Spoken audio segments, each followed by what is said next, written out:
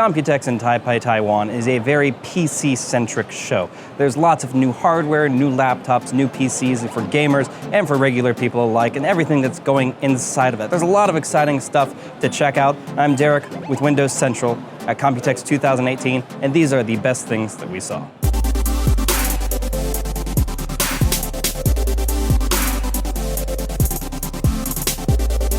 We're going to start things off on the gaming side with Asus's Republic of Gamers line. They introduced two new laptops, the Strix Scar 2 and the Strix Hero 2. These are sort of like mid-tier gaming laptops. They have the latest in the Intel Core i7 8th gen processors, GTX 1060 or 1070 GPUs, and a 15-inch HD display. These are very much Asus ROG laptops. The style is very distinct, but they're still rather portable for being full-power gaming laptops.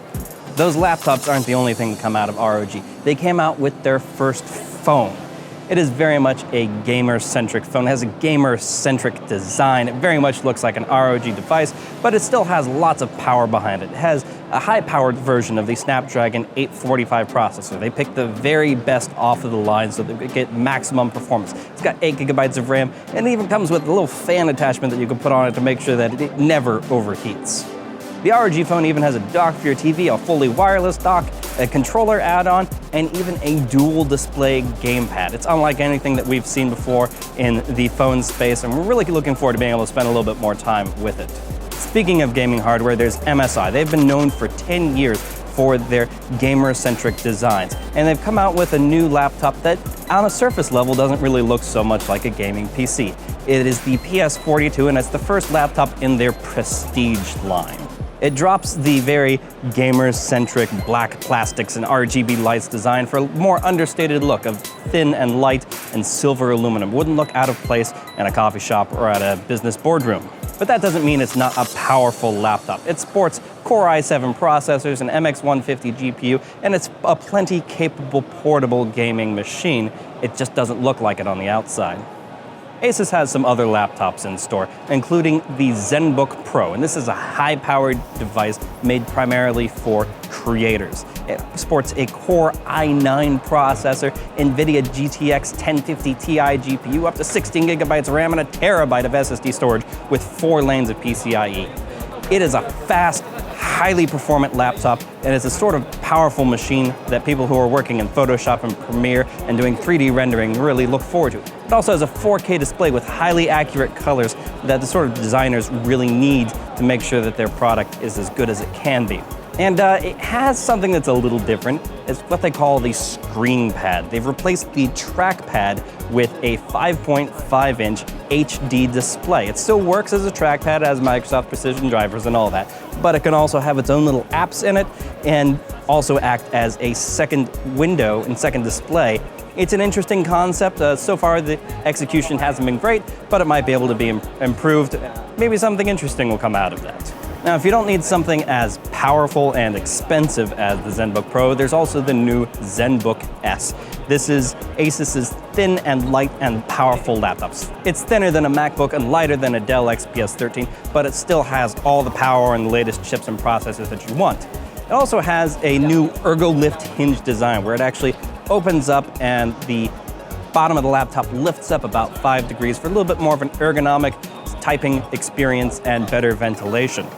And this wouldn't be Computex if we didn't talk about components. We're talking about the hardware and the stuff that goes inside of these PCs.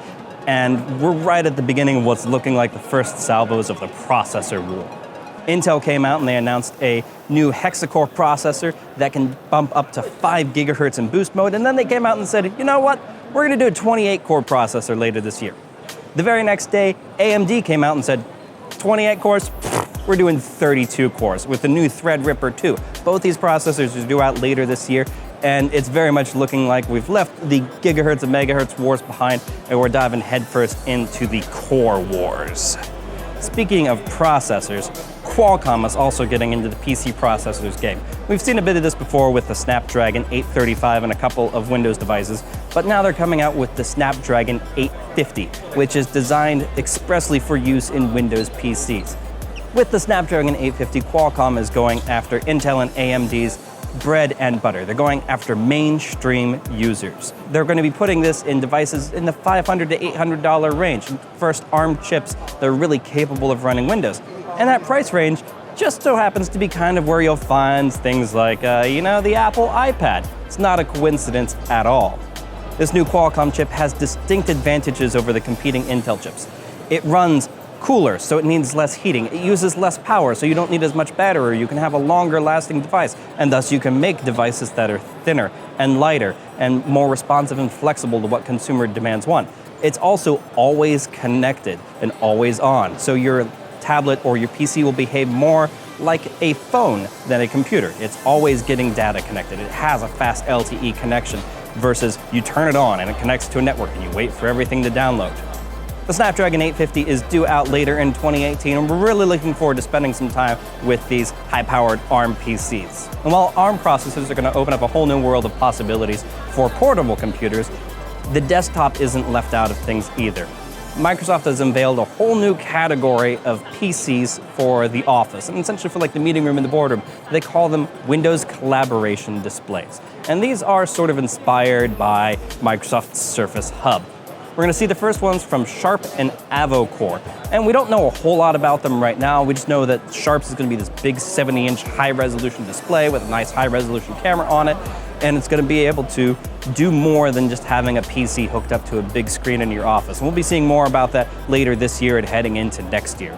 I want to close out with my favorite thing from Computex. Now, normally I don't spend a lot of time worrying too much about these sort of like future PC concepts because they're always this sort of thing that's just several years off and just dreaming about the future and what it's going to be like.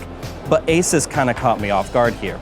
They unveiled what they call Project Precog, which is essentially just a dual-screen laptop. Essentially what they've done is they've taken out the keyboard deck and the trackpad and replaced it with a second touch display. It's the sort of thing that we've seen in concepts before, but Asus says that they're going to come out with it in the next 18 months by the end of 2019. And that is sort of that dream, that old courier-style computing device that we haven't seen before, but now it's actually going to be becoming a reality in less than 2 years. And I'm really excited about that. So that's a wrap from Computex 2018. There's a lot of really exciting stuff that we're looking forward to spending time with in the months and the years to come. But I want to know, what are you looking forward to the most from all of this? Leave a comment right here, and we'll see you next time.